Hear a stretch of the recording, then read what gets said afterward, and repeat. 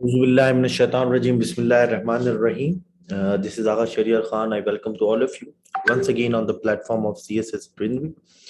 I belong to the 48th CTP and currently allocated in Pakistan Audit and Account Service and working as Assistant Accountant Journal in the Office of Accountant Journal, Sindh. So, without wasting any time, we are starting our session, and that is English exclusive essay course for CSS and as well as PMS batch 2 for CSS 2023 and for PMS वो paper जो 2022 में भी होने वाले हैं या 23 में होने वाले हैं उनके लिए ये चीज मौजूद है. Before starting the session, before starting the lecture, मेरी हमेशा से ये हैबिट रही है कि what is the purpose behind this session. ये बहुत चीज हमें पता होनी चाहिए कि जो है वो इस सेशन का पर्पस क्या है. ठीक है, काफी बच्चे ये समझते हैं, मैं हर लेक्चर में कहता हूं कि इसका सिर्फ ये पर्पस नहीं है कि to convince you to join that course और ज्वाइन आवर एकेडमी. इसका पूरा पर्पस ये है कि to give you the road map, to basically show you the direction for the preparation of English essay. First one. Second one, what are those blunders, what are those mistakes that generally an average student do while preparing for CSS. और फिर ये भी चीज आपको बतानी कि उन mistakes को किस तरह ओवरकम कर पाए और एक अच्छी और कॉम्प्रहेंसिव तैयारी किस तरह कर पाए. Then it's up to you either to prepare by yourself or to join any other academy or join our platform. फिर आपका डिस्क्रेशन है. ठीक है, तो ये 3 से 4 चीजें हम आज के पूरे सेशन में डिस्कस करेंगे. भी मैं प्रेजेंटेशन की तरफ भी जाऊंगा तो उसमें मैं आपको जो है वो हम डिस्कस करेंगे कि सीक्वेंस ऑफ प्रेजेंटेशन कहाँ होगी. सो अच्छा, लास्ट पॉइंट स्टार्ट में ये है कि if you have any question related to CSS essay preparation you can ask in the chat. But आप अगर थोड़ा सा वेट करेंगे और ये पूरे सेशन के दौरान रहेंगे तो मैं हमेशा कोशिश करता हूं कि I will try to answer all of your question in the presentation. मैं पूरे क्वेश्चन प्रेजेंटेशन में भी आंसर कर दूंगा. Apart from that, if you have any further question I will allow you to unmute yourself in the end of this session. और फिर आप ना सिर्फ एसे की प्रिपरेशन के ऊपर बल्कि जनरली सीएसएस की प्रिपरेशन के ऊपर भी सवाल कर सकते हैं. और ड्यूरिंग द लेक्चर भी अगर आप कोई ऐसा सवाल समझें कि वो उस पॉइंट के ऊपर नेसेसरी है और उसके अलावा आपकी जो अंडरस्टैंडिंग है वो सही नहीं होगी तो you can ask in the chat as well. Hopefully कि आप जो है वो इस सेशन से लेकर उठेंगे. मैं हमेशा कहता हूं कि if you give me your 1.5 of your life, of your precious time, then it's my duty कि आप आज के सेशन से कुछ ना कुछ लेकर ही उठें. चलें जी, हम स्टार्ट करते हैं आज का सेशन. मैं अपना इंट्रोडक्शन दे चुका हूं, ये भी मैं बता चुका हूं. ठीक है जी, कोर्स के बारे में तो सबसे पहले थोड़ा सा कोर्स की सैलिएंट फीचर्स मैं आपको बता दूं. ये 10 वीक से लेके 12 वीक्स तक का कोर्स होता है. प्रोबेबली 12 वीक्स का होता है लेकिन 10 वीक से 12 वीक्स का होता है, यानी 2.5 महीने से 3 महीने का कोर्स होता है. इसमें 35-40 लेक्चर्स, 30 से 40 लेक्चर्स अराउंड होते हैं और 10 कंप्लीट मॉक्स होंगे. यहाँ पे मैंने 12 लिखा हुआ है, इस दफा जो है मैंने थोड़ा सा इसको किया है ताकि फिर 10 कंप्लीट मॉक्स होंगे इसके अंदर. यानी हम पूरा मैं आपको समझाऊंगा कि इसको किस तरह लेके चलना है, लेकिन जस्ट इन द स्टार्ट के आपको सैलिएंट फीचर्स बता दूं. 10 वीकली मॉक्स होंगे, किस तरह होंगे, किस पैटर्न के ऊपर होंगे, किस तरह प्रिपरेशन करनी चाहिए. अगर आप नहीं भी ज्वाइन कर रहे तो आपको किस तरह ज्वाइन की वो भी मैं बताऊंगा. Basic knowledge is the only condition to get registered. हाँ, एक चीज इसमें है कि जो भी बच्चे हमारे प्लेटफॉर्म को ज्वाइन करना चाहते हैं उनके ये है कि जो बेसिक सेंटेंस स्ट्रक्चर या बेसिक टेंस स्ट्रक्चर है वो आपको आना चाहिए. सब लोग बच्चों के लिए है कि जब भी आप ऐसे की प्रिपरेशन स्टार्ट करें उसके लिए प्री रेक्विजिट ये है कि आपका जो बेसिक टेंस स्ट्रक्चर है वो सही होना चाहिए. अगर उसके अंदर मसला है तो आप थोड़ा सा कंपोजिशन वाले सेशन लें, उसके ऊपर काम करें और इंशाल्लाह फिर जो है वो आप यहां पर आए. लेकिन अगर आपका बेसिक टेंस स्ट्रक्चर सही है, सेंटेंस स्ट्रक्चर में कोई मसला है, एक्सप्रेशन सही नहीं है, वो with the passage of time हमारी जो है वो सही होती रहेगी. हमारे काफी बच्चों में ये भी चीज पाई जाती है कि भाई कि हम लिख नहीं सकते, जब हम तमाम ग्रामेटिकल रूल्स समझ लेंगे तब हम लिखना शुरू करें, ये सही नहीं है।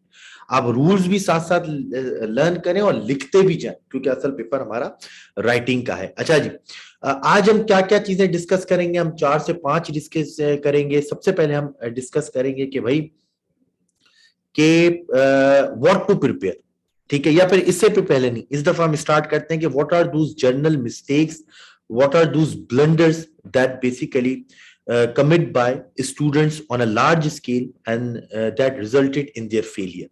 पहले उन मिस्टेक्स को, उन जो है वो ब्लंडर्स को डिस्कस कर लें। वो मेरे नहीं है, मेरे बताए हुए नहीं, in the backdrop of FPSC reports, FPSC की रिपोर्ट जो पिछले 3 से 4 सालों में, उसके बैकड्रॉप में जो ब्लंडर्स मिस्टेक्स हैं उसको डिस्कस करते हैं ताकि आप उनसे बचें। फिर हम डिस्कस करेंगे कि भाई व्हाट टू प्रिपेयर, असल प्रिपेयर करना है क्या, क्योंकि देखें करंट अफेयर्स का आपके पास सिलेबस है, इस्लामियत का सिलेबस है, सोशियोलॉजी का है, पॉलिटिकल साइंस का है, बिजनेस एड का है, जिसमें आपके पास ये होता है कि ठीक है ये सिलेबस के कंटेंट्स हैं, मैंने ये टॉपिक कर लिया, मैंने ये टॉपिक कर लिया, ये छोड़ दिया और मैंने 70% सिलेबस कर लिया, तो यू फील कॉन्फिडेंट। बट ऐसे में तो कोई सिलेबस है ही नहीं, ऐसे में तो वन लाइनर सिलेबस है, तो फिर हमें कैसे पता चलेगा कि हमने जो है वो क्या प्रिपेयर करना है? ठीक है जी। फिर हाउ टू, ये है कि अगर हमें ये भी पता चल गया कि हमें क्या प्रिपेयर करना है, तो दूसरा स्टेज है कि उसके ऊपर किस तरह काम करना है, उसको प्रिपेयर किस तरह करना है, हाउ टू प्रिपेयर के ऊपर बात करेंगे। थर्ड है जी फ्रॉम वेयर टू प्रिपेयर। ठीक है, आप बोलेंगे सर हमें पता चल गया क्या प्रिपेयर करना है, ये भी पता चल गया कैसे प्रिपेयर करना है, पर कहां से प्रिपेयर करें ये। And last but not the least, which I always mention in my session, that can I approach constant and never ending improvement। ऐसे और कंपोजिशन दो ऐसी चीजें हैं कि आप सीख भी लें तब भी उसमें इंप्रूवमेंट की हमेशा गुंजाइश बाकी रहती है। तो लास्ट पॉइंट पे इंशाल्लाह हम ये चीज डिस्कस करेंगे कि उसको हम जो है वो किस तरह कॉन्स्टेंटली इंप्रूव कर सकें, so that we can score more in our exam. चले जी स्टार्ट करते हैं। कोर्स का मैंने आपको बता दिया। सबसे पहले मैं तो स्टार्ट पहले दूसरे से लेता हूं, लेकिन इस दफा मैं जरा लेता हूं कि why majority of the students fail in English ऐसे। ठीक है ना, ये वो ब्लंडर्स हैं जो लार्ज स्केल के ऊपर बच्चे करते हैं। अब आप लोगों में से यहाँ पे 20 बच्चे मौजूद है अराउंड, तो यहाँ पे काफी बच्चे सोचेंगे सर ये चीजें तो हमें पता है, ये पता नहीं आपको बता रहे हैं, ये पता है करना कैसे। नहीं जी, ये चीज बहुत इंपॉर्टेंट है, क्योंकि मैं अभी गारंटी के साथ ये बात कह सकता हूं कि अगर आप लोगों ने सही से इन मिस्टेक्स के ऊपर काम नहीं किया, या सही से आपने इन मिस्टेक्स को जो है वो अंडरस्टैंड नहीं किया, तो 70 से 80% बच्चे आप में से भी यही मिस्टेक्स को रिपीट करेंगे। फिर वो खुदा ना खास्ता फेल हो जाएंगे पहले अटेम्प्ट में, तो फिर वो दूसरे अटेम्प्ट में या तीसरे अटेम्प्ट में सीखेंगे, या इवन तीसरे अटेम्प्ट के बाद भी नहीं सीख पाते। तो बेहतर यही है कि अभी जो आपको चीजें लग रही है कि यार ये तो ठीक है, ये तो मैं कर लूंगा, असल चीज बताएं, टॉपिक बताओ और मैं लिखना शुरू करूं, ऐसा नहीं। The first step to solve the problem is to know the problem. ठीक है ना, डायग्नोसिस बहुत जरूरी है। तो वो कहते हैं ना कि अहादीस भी है कि जो है वो कि दूसरे के मतलब देखकर सीखो, ठीक है ना, कि उससे जो है वो सबक सीखो, ठीक है ना, दूसरों से सबक सीखो।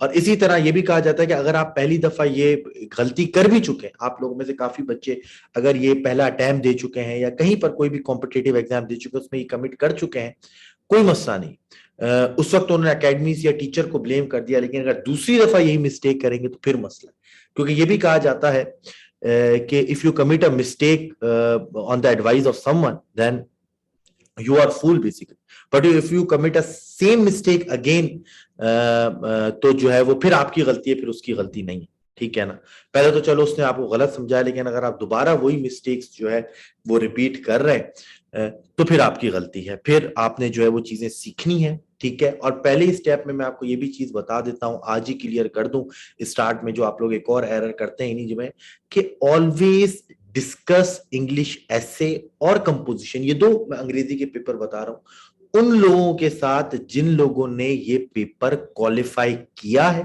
पहली चीज, या फिर वो इंग्लिश के कोर्स टीचर है। दूसरी चीज, never ever discuss your preparation strategy, your mistakes, या never ever take guidance from someone who couldn't qualify these two papers. उन लोगों से कभी गाइड ना लें जो इंग्लिश ऐसे या कंपोजिशन कभी क्वालिफाई कर ही नहीं पाए। देखिए वो नो मैटर उनकी अंग्रेजी जितनी भी अच्छी हो, अगर वो क्वालिफाई नहीं कर पाए तो वो आपको सही गाइडेंस नहीं कर पाते। इस वजह से नहीं कि कोई मैं उनकी कॉम्पिटेंस लेवल को या कैपेसिटी को क्वेश्चन कर रहा हूं, लेकिन वो उनकी बातों में नेगेटिविटी बहुत ज्यादा होगी, ठीक है ना। तो इससे भी मैं आपको बात करूंगा, लेकिन आज से ये बात तय है कि always take guidance from a CSP. जैसे कि मैंने 2 अटेम्प्ट दी थी, बट मैं कभी भी अंग्रेजी के पेपर में फेल नहीं हुआ, ठीक है। आप किसी और सीएसपी के पास चले जाएं या फिर इंग्लिश कोर्स टीचर के पास चले जाएं, वो भी ठीक है, वो भी आपकी अंग्रेजी पे काम है। लेकिन किसी ऐसे बंदे से नहीं पूछना जिसने ऐसे या कंपोजिशन में खुद बार बार फेल हो रहा, वो आपको समझा रहा। ऐसा नहीं है ना। एक बंदे को गाड़ी चलाना ही नहीं आती है, उससे गाड़ी चलाना नहीं सीखेंगे। तो ये बात है। चले, फेलियर रेट क्यों हाई है, इसके कुछ रीजंस हैं। ये मैंने आगे एफपीएससी की रिपोर्ट्स के भी कुछ पैराग्राफ्स बनाए, इसके ऊपर भी मैं डिस्कस करूंगा आप लोगों के साथ, उन्हीं की गाइडेंस में आपको बता दूं। The first and the foremost reason जो मुझे भी लगता है और जो हाईलाइट भी हुआ है स्टूडेंट्स में, मैं कुछ 2 साल से मैं खुद एकेडमी रन कर रहा हूं और मैं खासतौर पे ऐसे में बच्चों को नोट कर रहा होता हूं कि जो फर्स्ट एंड फोरमोस्ट रीजन है वो ऑब्जेक्टिव रीजन नहीं है, वो सब्जेक्टिव रीजन है। वो यह है कि panic and lack of confidence. इसमें कुछ गलती बच्चों की है और कुछ गलती एकेडमीज और टीचर्स की है। उसकी वजह यह है कि सीएसएस में खास तौर पे ऐसे को इस तरह बना दिया गया कि it seems like a territory which can not be conquered, it seems like a task which is impregnable, कि एक ऐसा टास्क बना दिया है कि जो कभी कर ही नहीं सकते, या कोई ऐसी टेरिटरी है जिसको हम कॉन्कर ही नहीं कर सकते, कोई ऐसी डेस्टिनेशन है जहां हम पहुंच ही नहीं सकते, ठीक है। ये टीचर्स और एकेडमीज ने जानबूझ के ये चीज बनाई, और ये चीज मैं कभी भी नहीं करता। देखिए, it is just another exam. तो सबसे पहले आपने ये चीज करनी है, अपने दिमाग में सोचना है। जो बच्चे गलती करते हैं, मैं आपको एग्जाम्पल भी दूंगा कि it is an exam, yes it is an important exam, the success and failure rate depends on these 2 papers and particularly English essay. So we have to work hard, but at the same time we can qualify essay through right guidance preparation. अगर हम right guidance और preparation करते हैं तो हम ये essay qualify कर सकते हैं। We can and we will. पहली बात तो ये तय है। काफी बच्चे ऐसा मैंने देखा है कि बहुत अच्छा लिखते हैं, बहुत अच्छी प्रिपरेशन करते हैं, बट दे लैक कॉन्फिडेंस। जब उनसे पूछो कि भाई तुमने टेस्ट क्यों नहीं दिया, सर हम फेल तो नहीं हो जाएंगे, तो मैं क्या कहता हूँ, यार जब तुम टेस्ट में ऐसे लिखने से डर रहे हो कि भाई हम क्या फेल तो नहीं हो जाएंगे, तो फिर आप फाइनल में क्या करो, ठीक है ना। मैं आपके हर ऐसे के सेशन में एग्जांपल देता हूं कि मैं था और मेरा एक दोस्त था, वी बेसिकली प्रिपेयर्ड एक कोई इंस्टीट्यूशन था, तो मुझसे पहले से वो तैयारी कर रहा था ना, मैंने अभी ऐसे भी लिखना नहीं सीखा था। तो yes, beautiful writing style, expression, argument, सब चीजें बेहतर थी। मैंने फिर लिखना स्टार्ट किया। फाइनल पेपर में हम मिले, हमारा यहीं पे कराची में सेंटर होता था, तो हम मिले जस्ट 9 AM से ना, कोई 8:40 8:45 हो रहे होंगे एग्जाम हॉल के बाहर। तो मेरे पास आया, वो सलाम दुआ की, तो उसने बोला यार पता नहीं ऐसे क्वालिफाई हो पाएगा नहीं हो पाएगा, पता नहीं क्या होगा, मुझे तो नहीं लगता, एंड आई फील नर्वस, और इस तरह की चीजें ना, कि नर्वस तो फील ठीक है, लेकिन पता नहीं हो, मुझे नहीं लगता कि मेरा हो पाएगा। सो मैंने उसकी तरफ मुड़ के देखा, मैंने बोला भाई क्यों नहीं हो पाएगा, क्या रीजन है। हमने प्रॉपर टाइम दिया है, ठीक है, हमने पूरा अच्छे से तैयारी की है, हमने चेक कराए हैं, हमने प्रिपरेशन की है, कोई ऐसा पॉइंट नहीं है कि जो हमने वो चीज ना की हो, तो फिर हमारा हमारा ऐसे पास नहीं होगा तो किसका होगा। और ये मेरे लिटरली वर्ड्स थे, ये कोई ओवर कॉन्फिडेंस नहीं था, ये मेरे लिटरली वर्ड्स थे कि देखो हमारा पास नहीं होगा तो फिर किन लोगों का होगा। और and he lakhs confidence basically. और वही हुआ कि पहले अटेम्प्ट का रिजल्ट आया, मेरा ऐसा भी पास था, कंपोजिशन भी पास थी, वो ही अगेन फेल्ड। दूसरे में again I qualified CSS, but he again failed. Third तो अभी मैंने दिया नहीं, जो है उसने बेचारे ने थर्ड भी दिया मेरा, क्योंकि क्वालिफाई हो गया था, ही अगेन फेल्ड, ठीक है ना। तो क्या उसकी राइटिंग में मसला था, argument, the answer is no, argument, panic, ठीक है ना, लेक ऑफ कॉन्फिडेंस, क्या यार मैं कर पाऊंगा नहीं कर पाऊंगा। और वो फिर जब आप पैनिक मोड स्टार्ट हो जाता है ना एक दफा एग्जाम, तो फिर आप कुछ नहीं कर सकते। तो आज से चाहे आप खुद पढ़े, हमारी एकेडमी ज्वाइन करें, जो भी करें, एक चीज तय है कि आई कैन क्वालिफाई ऐसे and I will. Yes, now the question is how, उसके ऊपर हमें काम करना है, ठीक है। दूसरी रीजन, अब हम सब्जेक्टिव साइड से हटकर ऑब्जेक्टिव साइड पर आ जाते हैं। सर ठीक है, पैनिक की आपने बात कर ली, कॉन्फिडेंस की बात कर ली, ठीक है ना, बाकी सारी बात कर ली। ये तो वो वाली बातें होंगी मोटिवेशन स्पीकर वाली, कासिम अली शाह बोलते रहते हैं। असल पॉइंट पर आ जाए, ठीक है, हमारे अंदर कॉन्फिडेंस भी है। दूसरा जो मेजर फॉल्ट है वो है फ्लॉ इन प्रिपरेशन। अब फ्लो इन प्रिपरेशन की बात करता हूं, जिसके ऊपर काफी दफा एफपीएससी ने भी बात की। सबसे पहले जैसे कि मैंने आपको स्टार्ट में ही बताया कि प्री रेक्विजिट ये है कि आपके लैंग्वेज के अंदर फ्लॉ नहीं होना चाहिए। अब लैंग्वेज सही और अच्छी लैंग्वेज में फर्क है। मैं जो यहां पे बात कर रहा हूं करेक्ट इंग्लिश लैंग्वेज की बात कर रहा हूं, अच्छी इंग्लिश लैंग्वेज की बात नहीं कर रहा, क्योंकि वो द पैसेज ऑफ टाइम हो जाती है। करेक्ट इंग्लिश लैंग्वेज में आपको कोई हाई फाई वोकेबलरी नहीं चाहिए, कुछ भी नहीं चाहिए, वो सब डेवलप होगी। सिर्फ आपको एक प्री रेक्विजिट चाहिए, वो है टेंस। बेसिक ग्रामर के जो रूल होते हैं, टेंस वगैरह, सेंटेंस स्ट्रक्चर, वो आपके सही होने चाहिए। अगर आपके वो गलत है, आपके आर्गुमेंट्स जितने भी अच्छे हों, यू कैन नॉट क्वालिफाई ऐसे। उसका ये मतलब नहीं है कि इट्स ऑल डिपेंड ऑन अंग्रेजी, क्योंकि इंग्लिश ऐसे है, ठीक है। अंग्रेजी का पेपर तो नहीं है, अंग्रेजी का पेपर तो कंपोजिशन है, उसमें आपकी लैंग्वेज और कमांड ओवर चेक होती है। बट अगर आपकी अंग्रेजी में फॉल्ट है तो you can not express your self the way you think, ठीक है ना। जिस तरह आप सोच रहे हैं उस तरह आप एक्सप्रेस नहीं कर पाएंगे। आप प्रेजेंट की बात सोच रहे हैं, वहां पे पास्ट में लिख दिया, पास्ट की सोच रहे हैं प्रेजेंट में लिख दिया, तो पहले तो ये चीज हो गई। दूसरी चीज जो सबसे इंपॉर्टेंट है, शायद लैंग्वेज, मैंने ये देखा है कि मेजर, जैसे अगर कोई 20 स्टूडेंट्स हमारे बैच में 30 स्टूडेंट्स हैं या 35 स्टूडेंट्स हैं ऐसे में, तो मैंने देखा कि कोई 2 या 3 बच्चे ऐसे होंगे जिनके मेजर इंग्लिश लैंग्वेज के एरर्स होंगे। अपार्ट फ्रॉम दैट किसी के मेजर इंग्लिश लैंग्वेज एरर नहीं होते। दूसरा, ये एफपीएससी ने भी कहा है, और मेरे नजदीक जो सबसे बड़ा फॉल्ट है, जो सबसे बड़ा रीजन है, the reason behind such a massive failure rate in English essay is the student fail to comprehend the topic of an essay. Student पूरे साल कोशिश करता है ऐसे लिखने की, टॉपिक्स पर ऐसे लिखता रहता है, बट वो इस बात के ऊपर काम ही नहीं करता कि how to comprehend the title of an essay, कि भाई ऐसे का टाइटल किस तरह कॉम्प्रीहेंड करना है। अगर एक ऐसे आ रहा है कि crisis of good governance in Pakistan colon need for reforms and structural building, तो इसमें आप असल में ऐसे है किसके ऊपर? बच्चे पूरा ऐसे क्राइसिस ऑफ गुड गवर्नेंस पे लिखकर आ जाते हैं, आखिर में 2 टॉपिक, जो 2 पैरे रिफॉर्म्स पे, 2 पैरे स्ट्रक्चरल बिल्डिंग पे, आखिर में जर्नल 5 पैरास रिकमेंडेशंस पे लिख देते हैं। वो देखते ही ऐसे फेल हो जाए, क्योंकि ये ऐसे के 3 कंपार्टमेंट्स हैं, गुड गवर्नेंस के क्राइसिस, उसके लिए रिफॉर्म्स, उसके लिए institutional building. So you have to write all, you have to write on all these 3 elements proportionately, 30%, 30%, 30%, ठीक है। कम ज्यादा 19-20 हो सकता है, लेकिन अगर आपने नहीं किया आप फेल हो जाएंगे। फिर एक ऐसे आता है water crisis and national unity. बच्चे ने वाटर क्राइसिस याद किया हुआ है, पूरा वाटर क्राइसिस लिखकर आ जाता है, फेल हो जाता है 5 नंबर 10 नंबर से। बोलता है कि जी भाई मैं एफपीएससी की वजह से जो हूं मैं फेल हो गया, ठीक है ना। तो एफपीएससी की वजह से वो फेल नहीं होता, वो फेल इस वजह से होता है कि वाटर क्राइसिस पे ऐसे नहीं था, ऐसे था water crisis and national unity. उसका ये मतलब था कि how the national unity of any country is affected by water crisis. Water crisis तो आपने बताना है, और उससे नेशनल यूनिटी पे क्या इंपैक्ट आ रहा है वो आपने बता के वो सॉल्यूशंस देने। तो क्या आपने इस तरह जो है वो, आपने इस तरह जो है वो टाइटल समझने की कोशिश की या नहीं? और अगर आपने इस तरह टाइटल समझने की कोशिश नहीं की है तो फिर बहुत मसला हो जाएगा। अच्छा, मुझे 2 मिनट दीजिए, जरा मैं चेयर ले लूं।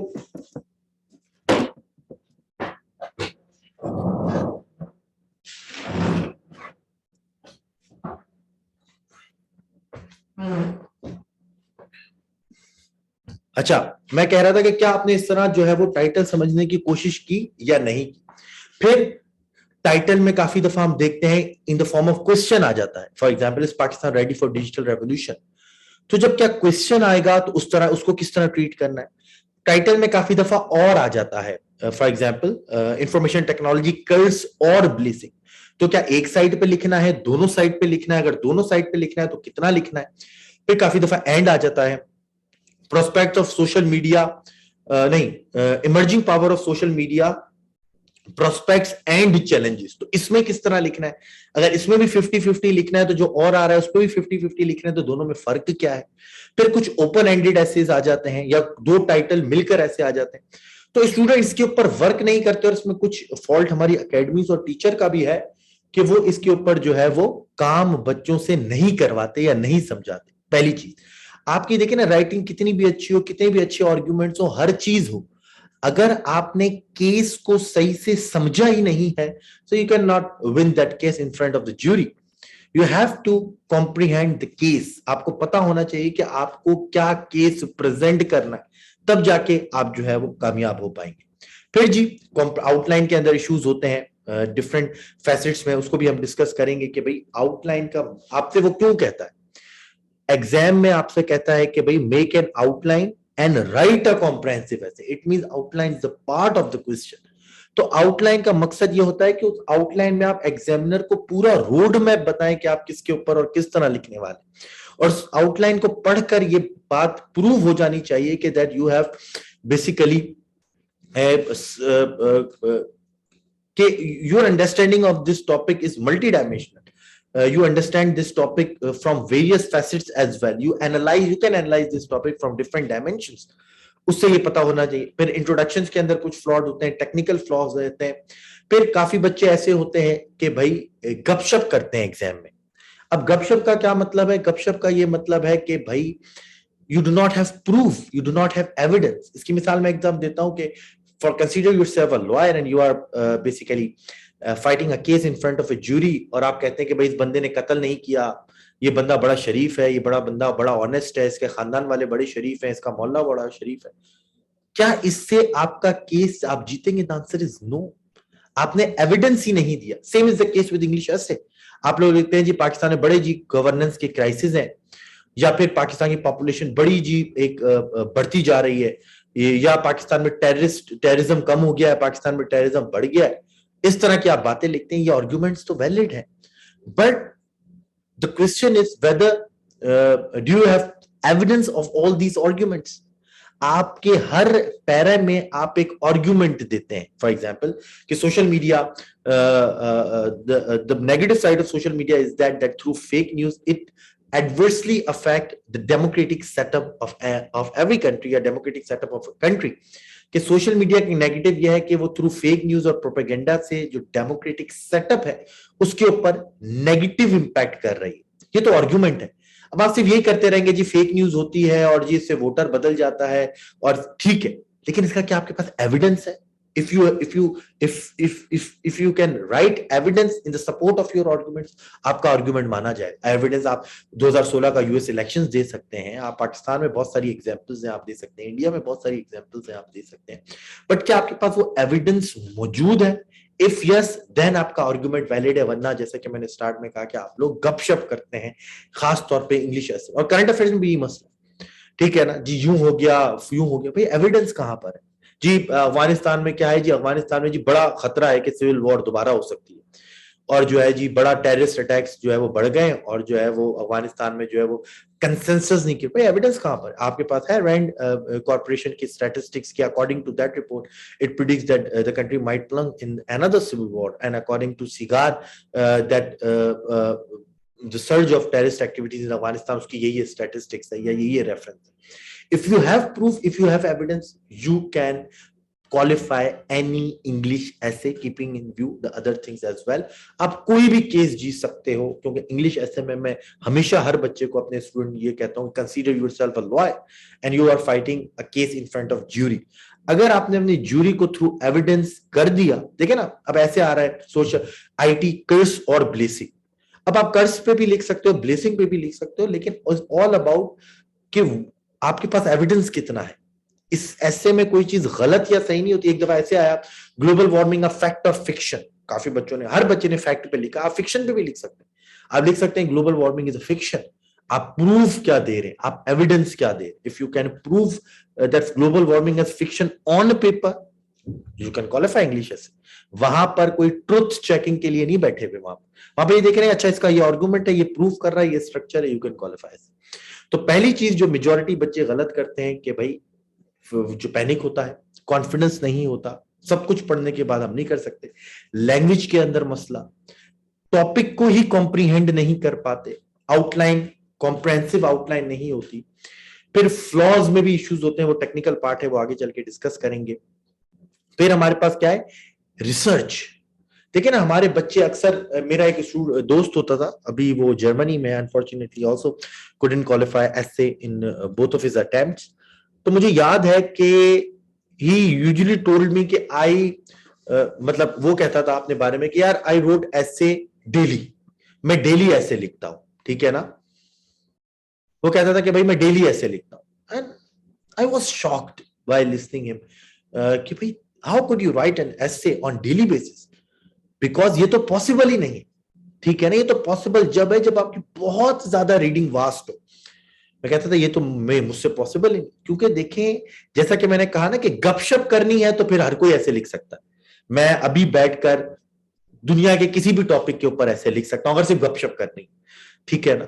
लेकिन जिस तरह के मैंने कहा कि every arguments need evidence, and if you want evidence then you have to do research work, and research work takes time.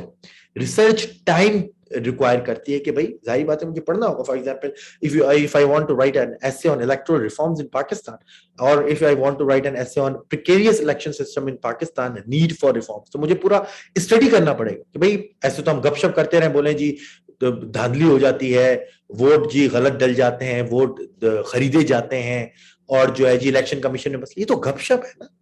ऐसे में तो हमें एविडेंस देना पड़ेगा कि भाई 2018 में जो इलेक्शन हुआ इसके अकॉर्डिंग टू पिल्ड एक्ट जो है वो पोलिंग डे की जो ट्रांसपेरेंसी थी उसका रेट इतना है, सक्सेस का रेट इतना है, या फिर जो इंटरनेशनल इलेक्शन प्लेटफॉर्म्स है, फेफन हो गया, कॉमनवेल्थ के हैं, या स्टेट डिपार्टमेंट, उन्होंने हमारे इलेक्शंस के बारे में क्या कहा, तो आपके पास क्या प्रूफ्स है, किसने किस टाइम के ऊपर। फॉर एग्जांपल आप बोल रहे हैं जी हमारे यहाँ जी मिलिट्री इंटरवीन करती है इलेक्शंस के अंदर, या जुडिशरी इंटरवीन करती है, ये तो गपशप हो गई। एविडेंस क्या है, ठीक है ना। एविडेंस के लिए आपको पढ़ना पड़ेगा। अच्छा जी फैसला आया था, for example Azhar Khan case का फैसला आया और उसमें बोला कि भाई उस टाइम के ऊपर जो है वो खरीदा गया जो है वो पॉलिटिशियंस को। अगर आपके पास ये एविडेंस है, आपका आर्गुमेंट वैलिड माना जाए, उसके लिए आपको रिसर्च चाहिए। रिसर्च के लिए चाहिए टाइम, तो आप रोजाना तो ऐसे नहीं लिख सकते ना, उसके लिए आपको प्रॉपर रिसर्च चाहिए, कम से कम 6 से 7 दिन चाहिए रिसर्च करने के लिए, तो वो भी हमारे बच्चे नहीं करते। तो वो बात है कि रिसर्च वीक है तभी आपका ऐसे जो है वो कॉम्प्रोमाइज होगा। Last but not the least,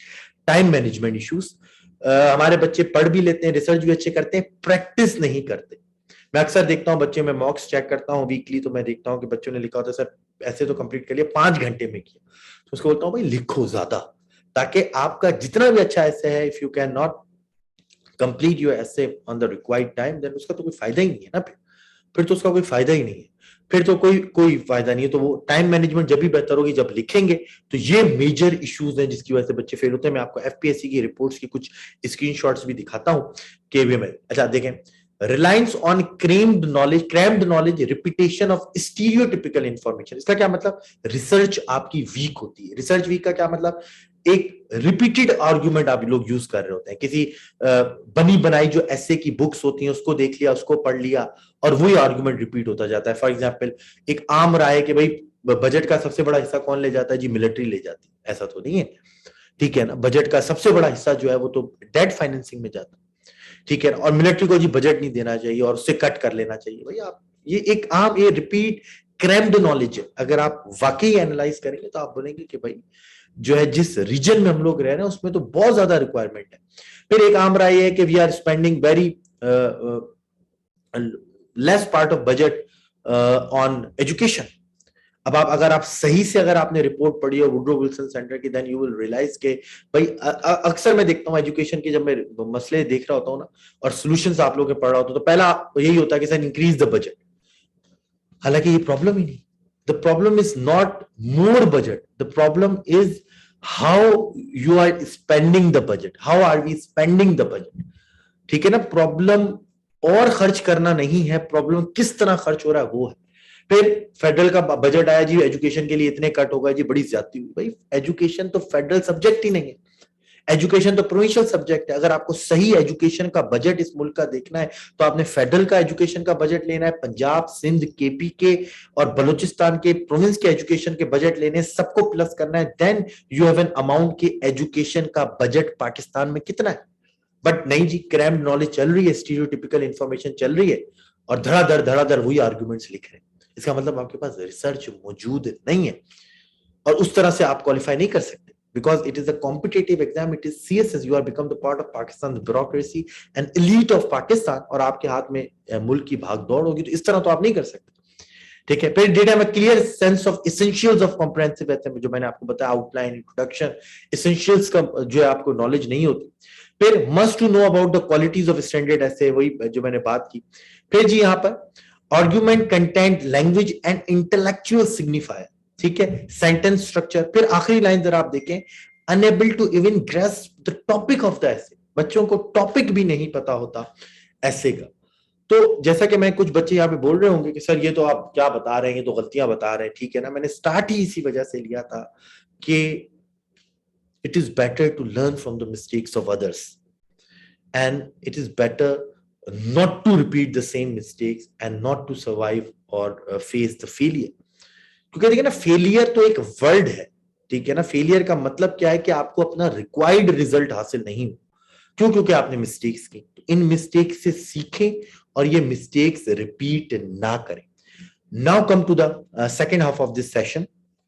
second half of this session क्या है कि what should be the appropriate strategy, what should be the relevant and a standard strategy to prepare for English essay। अभी तो mistakes discuss कर ली, अब हमारी strategy क्या होनी चाहिए वो मैं आपको बता रहा हूं कि हमारी स्ट्रेटेजी क्या होनी चाहिए। देन इन द एंड हम थोड़ा सा डिस्कस करेंगे। सबसे पहली बात, वही वाली बात, व्हाट टू प्रिपेयर, ठीक है ना, कि भाई हमें प्रिपेयर किस तरह करना चाहिए, हमें प्रिपेयर क्या करना चाहिए। जैसा कि मैंने कहा कि the problem is syllabus is only one liner syllabus है। तो भाई प्रिपेयर, या जो मैं बच्चों को प्रिपेयर कराता हूं वो भी मैं आपको बता दूं साथ साथ, ये पूरी स्ट्रेटजी वही मैं डिस्कस कर रहा हूं जिस तरह हम इस पूरे कोर्स में कराते हैं, ताकि आप खुद भी करें, किसी और से भी करें, ताकि यही चीजें फॉलो करें ताकि आपको एग्जाम में फायदा हो। कि भाई सबसे पहले तो आपको थोड़ा सा लैंग्वेज पे काम करना चाहिए, हल्का फुल्का सा, कि सेंटेंस स्ट्रक्चर आपको पता हो, वर्ड का करेक्ट यूजेज पता हो, टेंसेस वगैरह पता हो, थोड़ा सा आपको ये हो कि भाई मैं करेक्ट इंग्लिश लिख रहा हूं।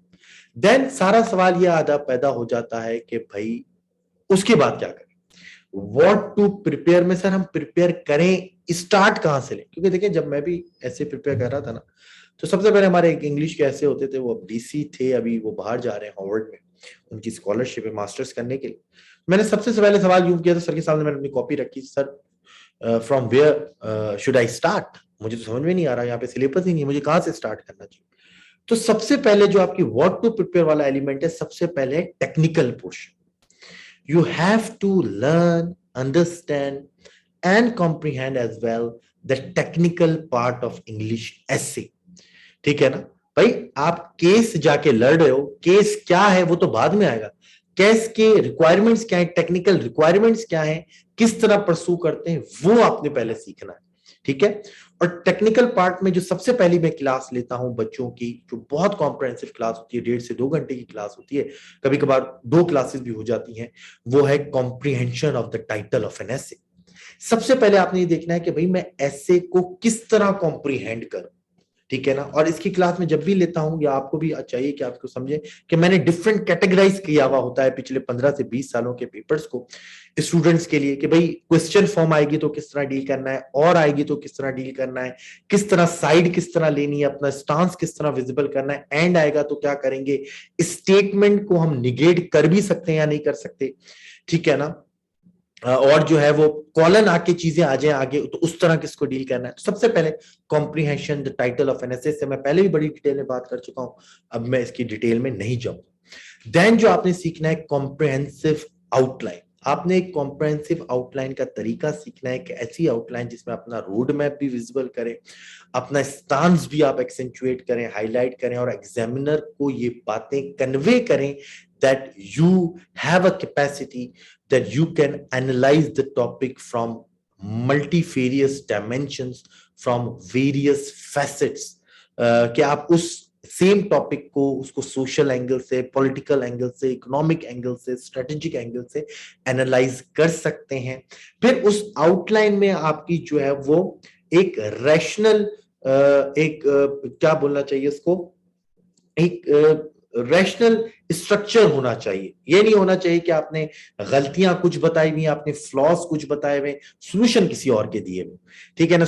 वो चीज प्रॉब्लम्स में लिखी नहीं है और सोल्यूशन में बता दिया कि इस चीज का ये सोल्यूशन है। भाई जो चीज प्रॉब्लम बताओगे उसी का सोल्यूशन दोगे, सिंक्रोनस होनी चाहिए। फिर बॉडी पैराग्राफिंग और ट्रांजिशन पैराग्राफ का पता होना चाहिए, क्योंकि 90% जो ऐसे है it's all about paragraphs. Body paragraph, extended body paragraph में क्या होता है, टॉपिक सेंटेंस किसे कहते हैं, body of the body paragraph कैसे होगा, एविडेंस किस तरह देना है, और कंक्लूडिंग सेंटेंस क्या होता है। तो ट्रांजिशन पैराग्राफ्स क्या होते हैं in order to maintain the natural flow of essay, उसको देखेंगे। फिर इंट्रोडक्शन और कंक्लूजन किस तरह लिखना है। इंट्रोडक्शन में वो जो एक बिलावजी की बहस है थीसिस स्टेटमेंट की, एंड उसको कंफ्यूज कर दिए करके रखा हुआ है स्टूडेंट्स को, उसको आपने देखना है कि भाई क्या है इंट्रोडक्शन को, टू द पॉइंट इंट्रोडक्शन कैसे करेंगे, या फिर what is the purpose of introduction. कोई भी चीज लिखें सबसे पहले ये पूछेंगे उसका पर्पस क्या है, क्यों हम लिखते हैं इंट्रोडक्शन, ना लिखें, ठीक है ना। पर्पस पता होगा तो फिर उसके ऊपर हम इंशाल्लाह प्रैक्टिस भी करेंगे और उसको डिस्कस भी करेंगे, या आपको ये चीज करनी चाहिए। तो व्हाट टू प्रिपेयर में पहली चीज तो आपने टेक्निकल पोर्शन पे काम करना है, या हम आपको टेक्निकल पोर्शन के ऊपर काम करवाएंगे। नेक्स्ट आ जाती है कैटेगरी, सर टेक्निक मैंने सीख ली, सर मुझे पता है टॉपिक आप कोई भी देते मैं आपको समझ के बता दूंगा, आउटलाइन मुझे बनाना आती है, मुझे पैराग्राफिंग पता है, बॉडी पैराग्राफिंग, ट्रांजिशन पैराग्राफ्स का मुझे पता है, मुझे रेलिवेंट इंट्रोडक्शन और कंक्लूजन लिखना आता है। अब आप मुझे बताएं मुझे करना कौन से टॉपिक करूं। ऐसे में तो भाई एक लाइनर है, मैं 100 टॉपिक कर लेता हूं, मैं जो हूं 200 टॉपिक कर लेता हूं। सर आप क्या मुझे इस बात की श्योरिटी देंगे कि the same topic will be in the exam? The answer is no. फिर क्या करना है? ये चीज आपने करनी है। अगर आप पिछले पास्ट पेपर्स 15 या 20 साल के पास्ट पेपर्स उठाएं, so you will find topics revolving around the same themes. मैं हमेशा कहता हूं ऐसे पास करना कोई मुश्किल नहीं है। ऐसे में सबसे ज्यादा प्रिडिक्टेबिलिटी का एलिमेंट है। कोई बोलता है अनप्रिडिक्टेबल पेपर है, ये अनप्रिडिक्टेबल पेपर नहीं है। You just need to analyse the papers. अगर आप पीछे 15 साल के पेपर्स दोहराए ना, तो आपने जो ये ट्रेडिशनल जो स्टार्ट करने हैं टॉपिक्स को, पहली बात तो टॉपिक्स की प्रिपरेशन करनी ही नहीं, ये भी मैं बात बताऊंगा कि थीम वर्सेस टॉपिक की प्रिपरेशन करनी है अभी नेक्स्ट में हाउ टू प्रिपेयर में। तो जो 3 कैटेगरीज है ना, you will find essay either on all of these 3 categories or any 2, या एक ना एक कैटेगरी का essay मौजूद होगा ही होगा। The first one is education, the second one is democracy, and the third one is gender related, women related और feminism related topic। सबसे पहले अगर आप ये 3 ट्रेडिशनल थीम्स कर लेते हैं, एजुकेशन, डेमोक्रेसी और जेंडर रिलेटेड या फेमिनिज्म या वुमेन रिलेटेड अच्छे से, तो आपका जो अनप्रिडिक्टेबिलिटी वाला एलिमेंट है वही खत्म हो जाए। आप 15 मैं पहले साल में जब टॉपिक्स कराता हूं मैं हमेशा देखता हूं कि भाई ये देखो 15 साल के पेपर्स हैं, खुद जाके आप देखें 10 साल के पेपर्स, कोई ऐसा साल नहीं होगा जिसमें आपको ये तीनों ना मिले। कोई ऐसा साल होगा जिसमें 1 होगा, कोई ऐसा साल होगा जिसमें 2 होंगे, कोई ऐसा साल होगा जिसमें 3 होंगे, ठीक है ना। बट कोई ऐसा पेपर नहीं हो सकता। इस साल भी आप देखें डेमोक्रेसी के ऊपर था, सोशल मीडिया में अगर आप देखें तो वो डेमोक्रेसी के ऊपर एक टॉपिक था, ठीक है ना। अगर आप पीछे चले जाएं, इस इवन जेंडर से बेस भी था, 2020 में चले जाएं आप लोग, और जो है वो 22 का पेपर था, 21 में अगर आप चले जाएं तो वहां पर भी था, फॉर एग्जांपल जेंडर बेस भी था कि new feminism and our culture, इस तरह का एक टॉपिक था। फिर जो है वो एजुकेशन बेस्ड भी था, ठीक है। तो हर साल आपको इन 3 थीम पे मिलेंगे। तो क्या सर हम सिर्फ ये 3 थीम्स कर लें? The answer is no. तो व्हाट टू प्रिपेयर में टेक्निकल पोर्शन करें, ये 3 थीम्स करें या जो हम करवाते हैं, और फिर करंट इश्यूज के ऊपर टॉपिक करें, keeping in view the current happenings, national और इंटरनेशनल जो हैपनिंग्स हैं उनको कीपिंग इन व्यू या मद्देनजर रखते हुए उनको करें। फॉर एग्जांपल अगर आप मुझसे पूछेंगे आप हमारे कोर्स को ज्वाइन करेंगे, तो इस टाइम के ऊपर मेरे नजदीक apart from this traditional themes the most important theme for current affairs based theme is electoral politics, electoral reforms, elections in Pakistan, क्योंकि we are heading towards election. बहुत एक बड़ा इंपॉर्टेंट थीम है इस टाइम पर, या फिर पॉलिटिकल इनस्टेबिलिटी एंड इकोनॉमी, बहुत इंपॉर्टेंट थीम है इस टाइम के ऊपर, ठीक है। तो आप जब एनालाइज करते हैं ना, तो ट्रेडिशनल थीम्स कर लिए, फिर आप 7 से 8 करंट अफेयर्स बेस्ड थीम कर रहे होते हैं। फॉर एग्जांपल यूक्रेन की वॉर एक इंपॉर्टेंट टॉपिक है, यूएस चाइना पिछले साल भी इंपॉर्टेंट था, इस साल भी इंपॉर्टेंट है, हम हर साल को छोड़ के एक ना एक साल आता है US China rivalry, again a very important topic. तो वो फिर मैं आपको पूरा रोड मैप अभी दिखा दूंगा जिसमें मैंने वो तमाम चीजें लिखी हुई। तो व्हाट टू प्रिपेयर वाला अब ये चीज तय हो गई कि पहले हम जो है वो आउटलाइन, वो पहले हम जो है टेक्निकल कंपोनेंट सीखेंगे ऐसे का, और फिर हम थीम बेस्ड प्रिपरेशन पे आएंगे। और इसी से मैं अपना स्टार्ट करता हूं हाउ टू प्रिपेयर। देखिए, हाउ टू प्रिपेयर में वी हैव टू स्टडी और we have to do theme based preparation. हमारे बच्चों की गलती, कुताई या ब्लंडर यह है कि दे आर प्रिपेयरिंग और they do on daily basis topic based preparation. Now the question is what is the difference between the topic based preparation and theme based preparation. Topic based preparation यह है कि मैंने आपको आज topic बताया कि भाई आपने जो है वो globalisation a new form of colonialism, इसके ऊपर ये आपका टॉपिक है, आपका टेस्ट है। 4 दिन बाद आप इस टॉपिक को प्रिपेयर कर, आप गए, आपने नेट पे सर्च वर्च किया, इधर उधर से चीजें जमा की, इसके ऊपर आपने एक आउटलाइन भी बना ली, उसको याद भी कर लिया, आए 4 दिन बाद रटी रटाई आउटलाइन बनाई, याद किया, लिखे और चले गए। फिर मैंने आपको बोला कि भाई 4 दिन के बाद आपका ऐसे है precarious electoral system in Pakistan, need for reforms. आप गए, आपने फिर सर्च किया, आउटलाइन लिखी, याद किया, लिख के बैठे। अब क्या ग्लोबलाइजेशन के ऊपर वही टॉपिक आएगा? The answer is no. क्या इलेक्शंस के ऊपर उस वैसे ही टॉपिक आएगा 100%? Answer is no. फिर आप लोग क्या बोलते हैं, भाई मैंने एक इलेक्शन के ऊपर टॉपिक कर लिया है तो बस इलेक्शन पे जो आए लिखेंगे। ये प्रिपरेशन का मेजर फ्लॉ है।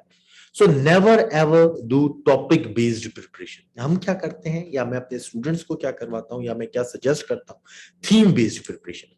थीम बेस्ड प्रिपरेशन क्या है? फॉर एग्जाम्पल आपने एक थीम उठा लिया, डेमोक्रेसी। अब मैं कहता हूं कि भाई इस टाइम पे डेमोक्रेसी से रिलेटेड क्या ऐसे इंपॉर्टेंट है, क्या डायमेंशंस आ सकती हैं, इलेक्टोरल पॉलिटिक्स आ सकती है, इलेक्टोरल रिफॉर्म्स आ सकते हैं, प्रेसिडेंशियल पार्लियामेंट्री सिस्टम के ऊपर डिबेट आ सकती है, पॉलिटिकल इंस्टेबिलिटी एंड इकोनॉमी आ सकती है, सोशल मीडिया एंड डेमोक्रेसी आ सकती है। तो ये कुछ डायमेंशंस हैं जिसके ऊपर मुझे लगता है या इंपॉर्टेंट है मद्देनजर रखते हुए। तो फिर आपको टाइम दिया जाता है 6 से 7 दिन का, और मटेरियल भी रिसर्च करके दिया जाता है कि भाई डेमोक्रेसी है, ये इंपॉर्टेंट डायमेंशंस हैं, इनके इर्द गिर्द हर चीज पढ़ लो और तैयार कर लो। आपको नहीं पता कि टेस्ट में कौन सा टॉपिक आने वाला है, आपको सिर्फ ये पता है कि टेस्ट में डेमोक्रेसी बेस्ड टॉपिक होगा।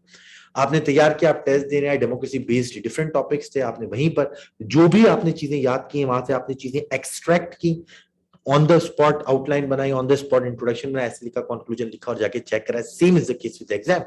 क्योंकि एग्जाम में हमें ये पता है डेमोक्रेसी पे आ सकता है, एजुकेशन पे आएगा, या जेंडर बेस पे, इन तीनों में से किसी पे एक पे आएगा, लेकिन कौन सा आएगा ये आपको नहीं पता। या आप अगर आप कोई भी टॉपिक करते हैं, आपको नहीं पता वो टॉपिक आएगा नहीं आएगा, तो सबसे बेहतर तरीका होता है थीम बेस्ड प्रिपरेशन। पूरा थीम कर लो ताकि उसके ऊपर कोई भी आए आप उसके ऊपर अटेम्प्ट कर पाओ। ये बात सब लोगों को समझ में आई? चैट पे यस या नो लिख के बताएं।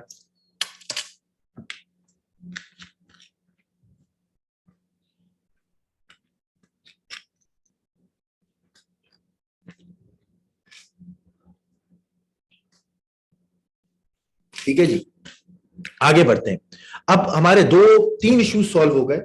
मिस्टेक्स क्या करते हैं बच्चे वो भी पता चल गया, हमें किस तरह क्या प्रिपेयर करना है, टेक्निकल पार्ट, फिर टॉपिक्स वो भी पता चल गए, किस तरह प्रिपेयर करना है, थीम बेस्ड प्रिपरेशन करनी, प्रॉपर 7 to 8 डेज देने हैं अपने आप को, थीम को प्रिपेयर करना है, और फिर जो है वो उसके ऊपर ऐसे अटेम्प्ट करना है। Now the question is from where to prepare.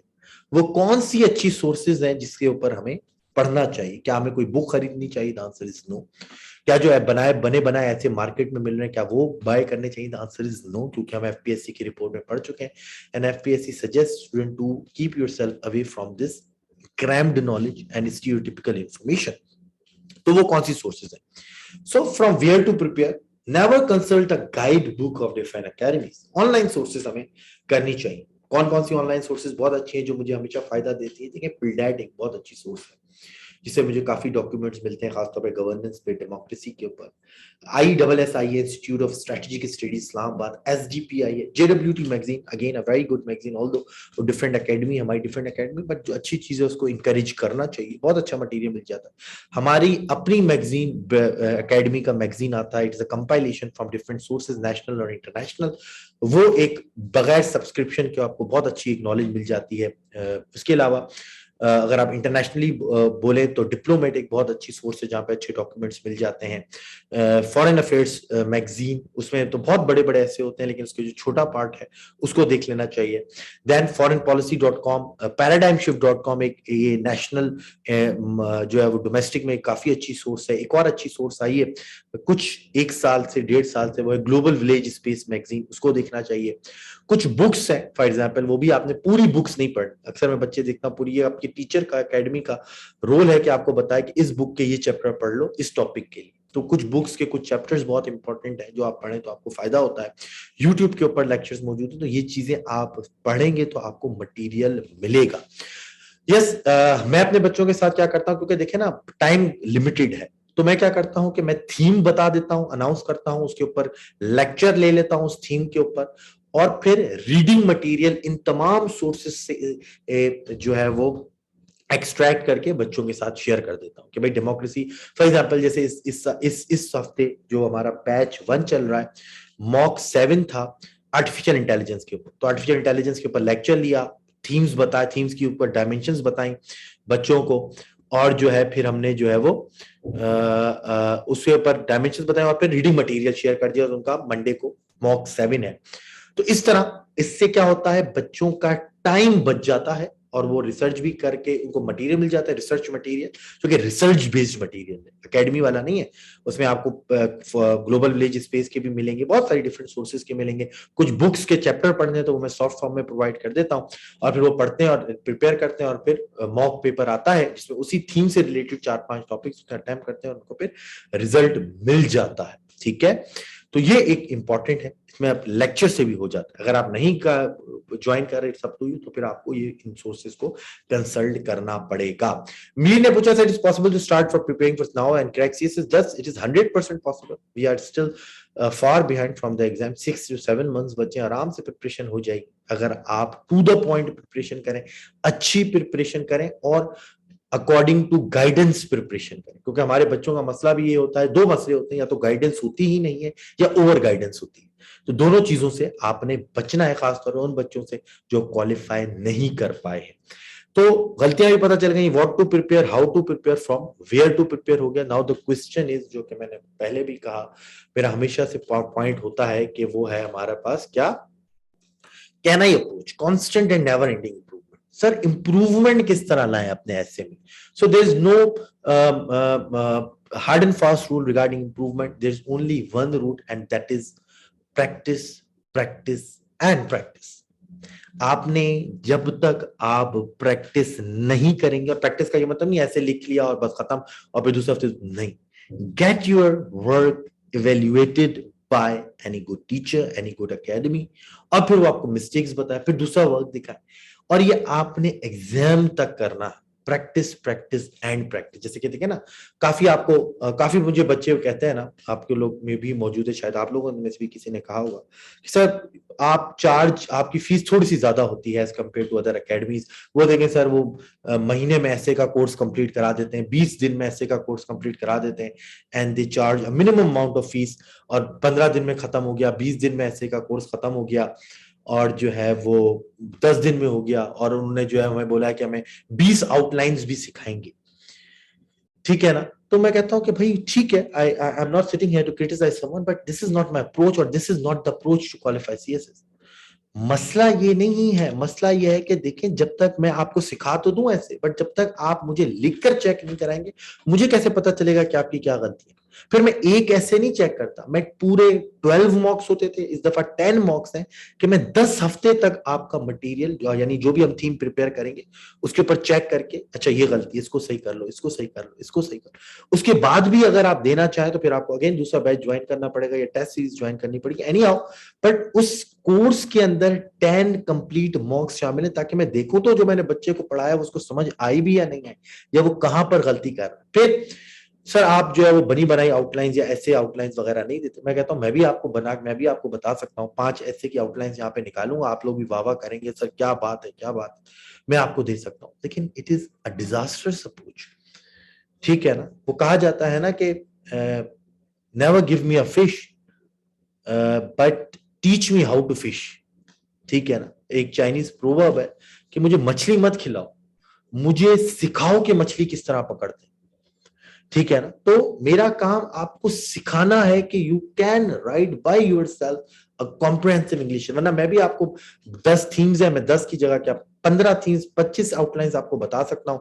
एक दिन में 2 आउटलाइन करूंगा, 7 दिन में मेरे पास 14 हो जाएंगे, 10 दिन में 20 आउटलाइंस करूँ, एक मिनिमम अमाउंट ऑफ फीस रखूं, 20 दिन में कोर्स कंप्लीट, दूसरा कोर्स, फिर कोर्स कंप्लीट दूसरा। लेकिन this is not a right strategy. Strategy ये है कि हम टेक्निकल पार्ट सीखें, थीम बेस्ड डिस्कशन करें, लेक्चर्स लें, उसके ऊपर मटेरियल हो, आप उसको पढ़ें, हफ्ते बाद आए, मॉक दें। फिर मॉक में क्या होगा कि ना सिर्फ आपका मटेरियल चेक करके आपको दे नहीं दिया जा रहा है, हम सेकंड मॉक से पहले जो मॉक हो चुका होता है उसकी 1 बाय 1 डिस्कशन करते हैं। जैसे यहाँ पे सकीम मौजूद है, उन्होंने उनका पेपर सामने निकाल के अच्छा जी आपकी गलतियां यही हैं, आप यूं कर लीजिएगा, असद आपकी गलतियां यही हैं, आप यूं कर लीजिए, शाहिदा आपकी गलतियां यूं यूं हैं, आप इसको इंप्रूव कर लीजिएगा। तो फिर इंप्रूवमेंट आती है, ठीक है ना। So that is why it needs efforts, it takes time. तो दैट इज व्हाई फिर आपको जो है वो देखना पड़ेगा कि भाई दूसरे क्या कर रहे हैं और यहाँ पर क्या हो रहा है। तो इंप्रूव करने का एक ही तरीका है, practice practice and practice. Next चलते हैं जी। नेक्स्ट हमारे क्या सीएसएस ब्रेन 3 मंथ्स और 2 मंथ्स जो 10 वीक्स का है हमारा कोर्स, उसका पूरा कोर्स प्लान क्या है वो मैं आपको कोर्स प्लान दिखा देता हूं। मैंने बेसिकली शेयर भी किया था बच्चों के साथ, लेकिन अभी भी मैं सिखा देता हूं कोर्स प्लान आप लोगों के साथ। अब आप लोगों के पास कोई भी क्वेश्चंस है तो आप लोग पूछ सकते हैं आराम से। ये हमारा ऐसे है और ये हमारा रोड मैप है ऐसे का, ये मैं शेयर भी कर लूंगा, आप मुझे व्हाट्सएप कर लीजिएगा, ठीक है जी। 24 जुलाई कल थी, लेकिन ये आज हमने सेशन किया क्योंकि कल मेरी फ्लाइट है तो नहीं ले पाऊंगा। तो ये है ओरिएंटेशन सेशन। मंडे को हमारी एक और क्लास होगी, ठीक है, वो भी ओपन क्लास हम कर लेंगे जिसमें हम 1-2 आउटलाइन भी मैं आपके साथ डिस्कस कर लूंगा। फिर हमारा वीक 1 स्टार्ट होगा। वीक 1 में अगेन हम ओरिएंटेशन टेक्निकल पार्ट से चलेंगे जिसमें वर्ड, सेंटेंस और पैराग्राफ करेंगे। फिर comprehension of title, outline, body, introduction, conclusion. और फिर वीक 3 से या इनफैक्ट वीक 2 के ही एंड से हमारी थीम बेस्ड प्रिपरेशन स्टार्ट हो जाएगी। हम कौन से 10 थीम्स कवर करने जा रहे हैं? Economy, industrialisation, education, gender based theme, Russia Ukraine conflict, democracy, globalisation, great power politics and food security. ये 10 थीम्स, टॉपिक नहीं, याद रखिएगा, इट इज थीम। 10 थीम्स हम करेंगे जिसमें हर थीम के हम नीचे देखिएगा डायमेंशंस बनाएंगे, मल्टीपल डायमेंशंस कि भाई डेमोक्रेसी के जैसे मैंने आपको डायमेंशंस बताएंगे क्या क्या इंपॉर्टेंट है इस साल, उसके ऊपर लेक्चर भी होगा और मटेरियल भी प्रोवाइड किया जाएगा। Just to for the sake of curiosity और फॉर द सेक ऑफ, मैं आपको एक और चीज दिखाना चाहता हूं यहाँ पर कि अभी जो बैच चल रहा है उसके अभी तक जो है वो 7 मॉक्स हो चुके हैं। तो उसके मैं आपको दिखा दूं कि कितने लेक्चर हुए हैं। ये ऐसे का मैं आपको दिखा देता हूं ताकि आपको जो है वो एक अंदाजा हो जाए। ये देखिए रीडिंग मटेरियल अभी मैं आपको दिखा देता हूँ किस तरह। ये देखिए ये पूरे उसके लेक्चर्स कितने हो चुके हैं, उनके 30 लेक्चर्स हो चुके हैं अभी तक, उनके 3 से 4 मॉक्स बाकी हैं।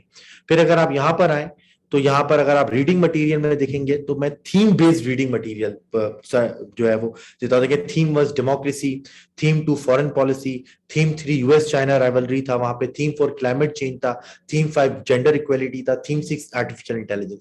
अब आप फॉर एग्जाम्पल आप क्लाइमेट चेंज पर आएंगे तो क्लाइमेट चेंज पे आप ऑन करेंगे, इसमें जाएंगे तो आप देखें यहाँ पर वो मटेरियल जो पढ़ने के लिए इंपॉर्टेंट है वो यहाँ पर शेयर हुआ हुआ है। अब ये बुक भी पूरी शेयर हुई हुई है। अब बुक में से मैंने सिर्फ चैप्टर बता दूंगा बिल गेट्स की कि भाई इस बुक में से आपने कौन सा चैप्टर पढ़ना है ताकि आप पूरी बुक ना पढ़नी पड़े, ठीक है ना। तो इस तरह आपको मटेरियल भी मिलेगा, लेक्चर्स लिए भी जाएंगे, कुछ लेक्चर्स शेयर भी होंगे, और टेक्निकल पार्ट के ऊपर मैं पूरे लाइव लेक्चर्स लेता हूं क्योंकि उसमें कॉम्प्रोमाइज नहीं है।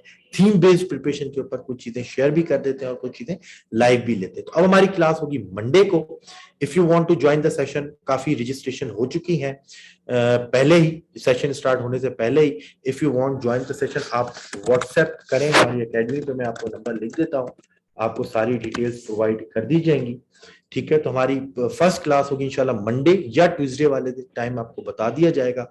If you have any question, या फिर हमारी आप जो है वो CSS ब्रिंदरी के नाम से हमारी जो है वो वेबसाइट है, वो भी आप विजिट कर सकते हैं। व्हाट्सएप दिएगा, मैं आपको लिंक यहाँ पर ही आपको दे देता हूँ, यू कैन विजिट। और किसी का कोई क्वेश्चन है तो जी पूछे। यहाँ पर भी जाएंगे तो हमारे पुराने लेक्चर्स भी मिलेंगे आपको, और जो है वो नए लेक्चर्स भी मिल जाएंगे, ऑप्शनल से रिलेटेड कोई भी इंफॉर्मेशन चाहिए हो।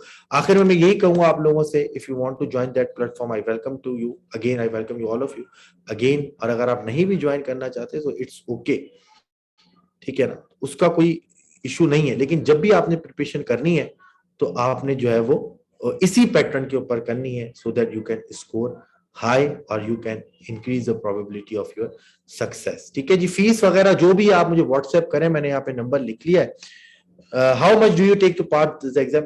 मेरे ख्याल में if you prepare comprehensively for 6 to 8 months, you can easily qualify English.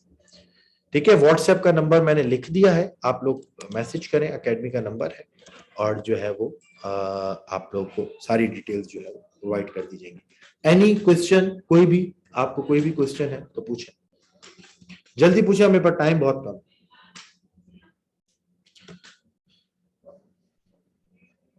Scheme का सवाल है जी, पूछ लेते हैं जी, मैंने आपको अनम्यूट कर लिया जी, पूछें। अस्सलाम वालेकुम सर। वालेकुम सलाम। सर आपने जिस तरह बताया कि हमने टीम प्रिपेयर करनी है, टॉपिक नहीं प्रिपेयर करने सर, तो इसी तरह जो 2022 के अटेम्प्ट मैंने दिए तो उसमें मेरे साथ यही हुआ। मैंने असल में प्रिपेयर तो टीम किए थे, लेकिन जब मैं पेपर में जाके बैठा तो भी एग्जामिनर ने ऐसी चीज़ें लिंक कर दी थी कि उनका बिल्कुल कुछ मुझे पता ही नहीं। जिस तरह डेमोक्रेसी मैंने प्रिपेयर की थी, लेकिन डिजिटल डेमोक्रेसी का नाम ही नहीं सुना था मैंने इससे पहले कभी। इसी तरह मैंने एजुकेशन वो चीज़ें तैयार की थी, वो आई नहीं है। और दूसरा एक इकोनॉमी पे भी मैंने काफ़ी काम किया था सर, तो वो उसने ह्यूमन डेवलपमेंट के साथ लिंक किया उसको। ठीक, तो इसको टैकल करने के लिए सर आप क्या रिकमेंड करें? मैं बताता हूँ। अच्छा देखो, सकीम का अच्छा सवाल है। सकीम ने बोला सर मैंने काफी प्रिपेयर किया था बट वो चीजें नहीं है। देखिए, मैंने आपको कहा था कि एग्जामिनर किस डायमेंशन पे खेलता है वो आपको नहीं पता, बट इसका तरीका ये होता है कि फॉर एग्जाम्पल आपने डेमोक्रेसी प्रिपेयर किया है और आपने सोशल मीडिया प्रिपेयर किया है, तो उसने जो डायमेंशन दी थी ना, तो सोशल मीडिया अगर आपने प्रिपेयर किया है, डेमोक्रेसी प्रिपेयर किया है, तो वो पूरा ही पूछ रहा था कि डिजिटलाइजेशन से डेमोक्रेसी के ऊपर क्या इंपैक्ट आता है। तो वो एग्जाम में आपका कमाल ये है कि आपने जो भी पढ़ा उससे आप डाटा किस तरह एक्सट्रैक्ट करते हैं। ठीक है ना, उस टाइम के ऊपर आपने जो चीजें पढ़ी हैं उस टाइम पे आप एक्सट्रैक्ट कैसे करते हैं, या फिर आपने जो प्रिपरेशन के दौरान आपने कौन सी डायमेंशंस अपने जहन में रखे। ठीक है ना, टेक्नोलॉजी अब इंपॉर्टेंट होता जा रहा है, खासतौर पे सोशल मीडिया, आर्टिफिशियल इंटेलिजेंस, ये फेक न्यूज, डिजिटलाइजेशन, ये बहुत इंपॉर्टेंट है। तो जो भी करें थीम तैयार, उसकी ये एक डायमेंशन जरूर करें कि भाई डिजिटलाइजेशन से इसके ऊपर क्या चीज आ रही है, इकोनॉमी, अगेन आर्टिफिशियल इंटेलिजेंस आ रही है, उससे इकोनॉमी पे क्या फर्क पड़ रहा है। तो ये आपके ऊपर है कि आप इसको किस तरह आपने उस एग्जाम में किस तरह आपने चीजों को एक्सट्रैक्ट किया है और किस तरह आप एक्सट्रैक्ट कर रहे हैं। ठीक है ना, सस्टेनेबल डेवलपमेंट, अगेन वो मुझे टॉपिक पूरा याद नहीं है क्या था, बट उस पर भी काम किया जा सकता था, या अगर नहीं हुआ हुआ तो फिर उसके अंदर फिर प्रिपरेशन के अंदर थोड़ा सा इशू है। लेकिन और सस्टेनेबल डेवलपमेंट का पूरा टॉपिक अगर आप मुझे बता दें तो मैं इस पर थोड़ा सा बोल सकता हूँ, मुझे पूरा टोटली याद नहीं है। और कोई क्वेश्चन जी इनके अलावा?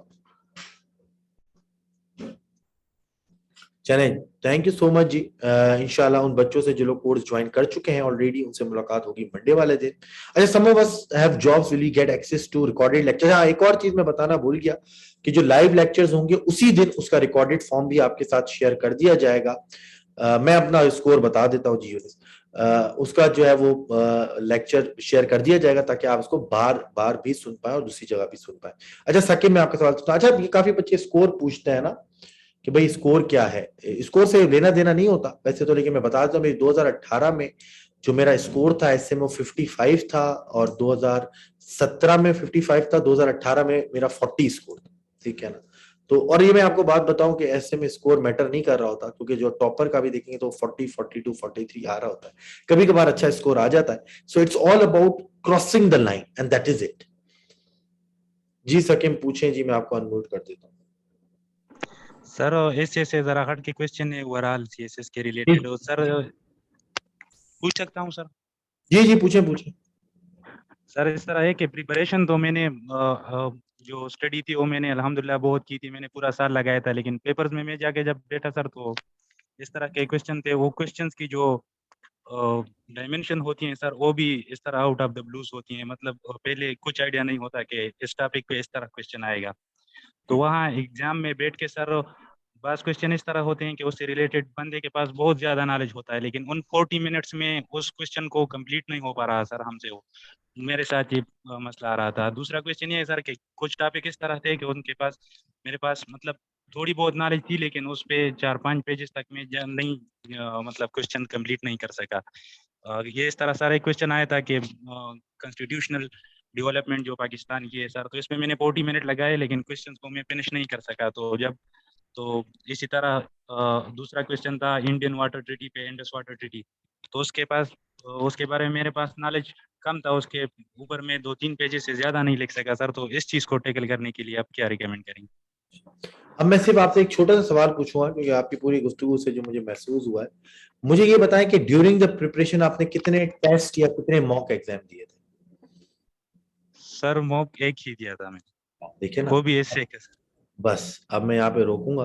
अब देखिए ये आपके सबके सामने केस स्टडी है और आप सब लोग भी यही गलती करते हैं. अब इनका जो पूरा इशू ये है कि सर मेरे पास नॉलेज बहुत है, बट उन 40 मिनट्स में जो मैं सोचता हूं कि मेरे दिमाग में जो नॉलेज है वो मैं पेपर पे रेप्लिकेट नहीं कर पा रहा. और टाइम मैनेजमेंट का भी इशू है. तो सिंपल इससे एक ही चीज निकलती है जो मैंने इनसे सवाल किया कि भाई आपकी राइटिंग प्रैक्टिस या आपने मॉक एग्जाम कितना दी. देखिए घर में पढ़ना, घर में करना और एक मॉक एग्जाम देके चेक कराने में डिफरेंट है. अगर आपकी प्रिपरेशन अच्छी है तो take mock exams of different academies. जाएं, आप एक एकेडमी में जाएंगे, करंट अफेयर्स का पेपर डिफरेंट होगा, वहां पे आपकी अगेन वो आप एक्सट्रैक्ट करेंगे जो भी चीजें आपको याद है, डिफरेंट. दूसरी एकेडमी जाएंगे, पेपर डिफरेंट होगा, फिर आप एक्सट्रैक्ट करेंगे. जब आप फाइनल पेपर में जाएंगे तो it becomes a habit for you कि भाई वो चीजें मुझे पता है किसमें क्या, किस तरह गेम खेलनी है मुझे, किस तरह हेडिंग्स को मैंने घुमाना है और किस तरह अपने आर्गुमेंट्स को घुमाना है, उन्हीं आर्गुमेंट्स में से किस तरह लिखना है. देखें आपके कितना अच्छा पेपर होता है. टाइम मैनेजमेंट का भी आपका इशू खत्म हो जाएगा अगर आपकी अच्छी प्रैक्टिस है. अच्छा जी, सर सेशन ज्वाइन कर लें करंट अफेयर्स पाकिस्तान अफेयर्स का. सर बहुत अच्छा पढ़ाए और कॉम्प्रहेंसिव पढ़ाते हैं. अच्छा थैंक यू शाहिदा. अच्छा यस तारा सकीम शौके sir thank you. Sir off the topic but how should we prepare current affairs Pakistan affairs का अगर आपने पूछना है सही, तो मेरा पूरा लेक्चर हमारे सीएसएस ब्रिनरी के नाम से यूट्यूब चैनल मौजूद है, आप उस पे जो आपको मिल जाएगा, जहाँ पे मैंने जो अपनी जो है वो वेबसाइट का जो लिंक शेयर किया है वहां पे भी जाए, करंट अफेयर्स के लिंक में जाए, आपको जो है वो लेक्चर मिल जाएगा how to prepare current affairs Pakistan affairs. इसका भी हम लोग जो है वो सेशन शुरू कर रहे हैं इंशाल्लाह. एक तो हो चुका है और दूसरा जो है वो हमारा इंशाल्लाह मेरे ख्याल में मिड ऑफ अगस्त तक शुरू होगा या एंड ऑफ अगस्त तक. तो वो भी आप लोग अगर करना चाहें तो कर लें, लेकिन अगर समझना है कि किस तरह प्रिपेयर करना है तो मैंने वेबसाइट का भी नाम बता दिया, लिंक भी शेयर कर दिया, और यूट्यूब चैनल सीएसएस ब्रिनरी के नाम से ही है, तो जाएं वहां पे बहुत सारे लेक्चर्स मौजूद है. ना सिर्फ ये है कि करंट अफेयर्स का पेपर किस तरह करना है, स्कोर किस तरह हाई करना है, वो भी. थैंक यू वेरी मच जी. हमारी फर्स्ट क्लास है मंडे वाले दिन. If you want to register yourself, WhatsApp your name 03432374 and if you want to get information regarding fees and structure वो भी आप मालूम कर लें. and inshallah we'll meet on Monday. Till then, Allah Hafiz and take care.